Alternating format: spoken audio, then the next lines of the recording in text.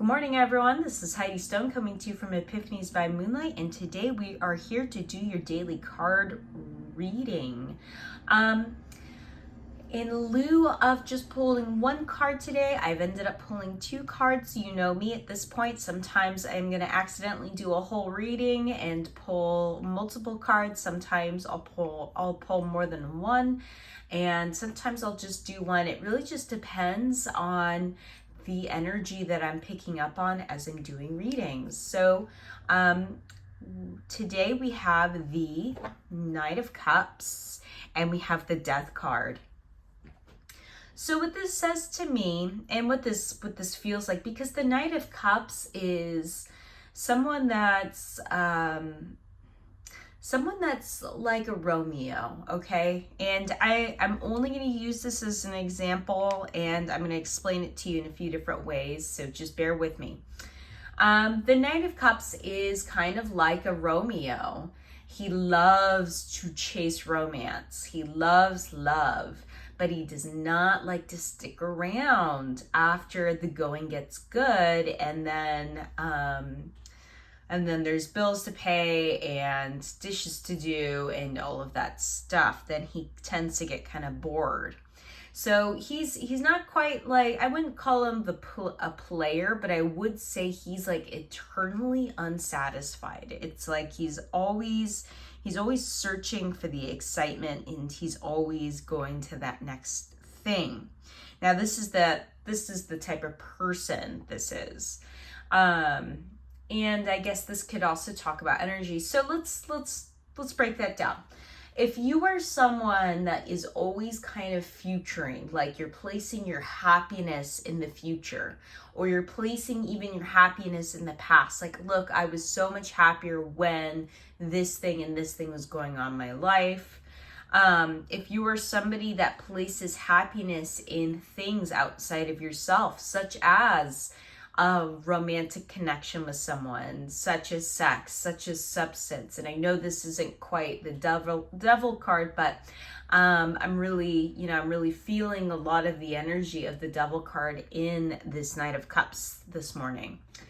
I think it's really interesting that I think the artist for the Rider-Waite deck is Pamela. If somebody knows, fact check me down below, because or I'll have to look it up after this video. But I think her name is Pamela, and I think it's really interesting that on the ground right here there's water, and this rider is in the desert, and then his cup is empty. And so what I'm feeling, you guys, is ultimately the reason why people do this is that they are giving from an empty cup. And in hopes that maybe that thing that they're chasing for is going to fulfill them. And so what I'm feeling is either this person is going to get the message, and they're going to get off the horse, and they're going to fill up their cup, and they're going to take care of themselves for the first time in a long time. Or there's going to be something that happens. We've got the Death card. Now, the Death card, don't freak out. Death card is all about transformation, and it's a slow transformation. And while it is kind of like how death works, meaning we're all aware that someday we will die, we just don't know when. That's kind of how the Death card works. It's this thing that we see coming, and it's a very slow moving energy. But what I'm seeing is this rider, look, it's a horse, and then we've got a horse, and we've got a rider, and then we've got a rider. So I literally see someone being transformed.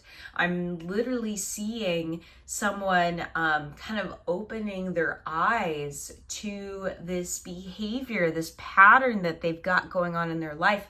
It is a trauma response to keep reaching outside of oneself, and I think it's so sad that so many of us can really relate to this energy, and it just kind of, for me, shows the work that we need to do as a collective to really heal ourselves. Because if you want to help the planet, man, if you want to help your community, if you want to help your husband or your wife or boyfriend, girlfriend, or your kids, you have to work on yourself. And that's what I'm seeing here, is I'm seeing this writer being transformed and starting to come from a place of love. Because I think it's interesting that in the death card that there's at least people here. Over here, this knight is alone.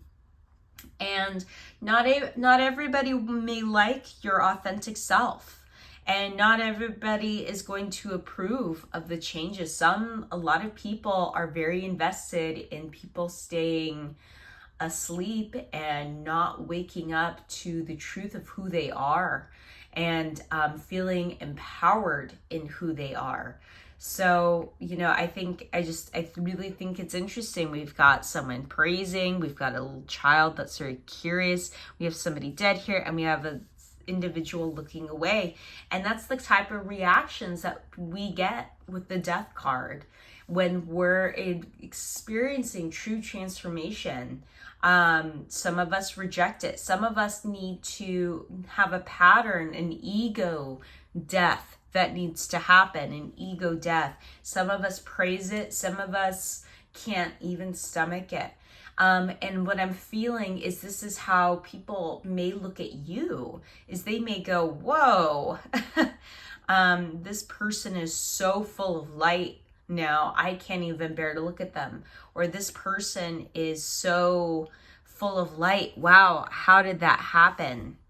And this person is so full of light. Teach me how to do that for myself. So you guys, I see a bit of a transition here, but I think it's ultimately leading to your highest and greatest good. Let me know if you'd like some more help on that. Okay, have a good day, you guys. Bye-bye.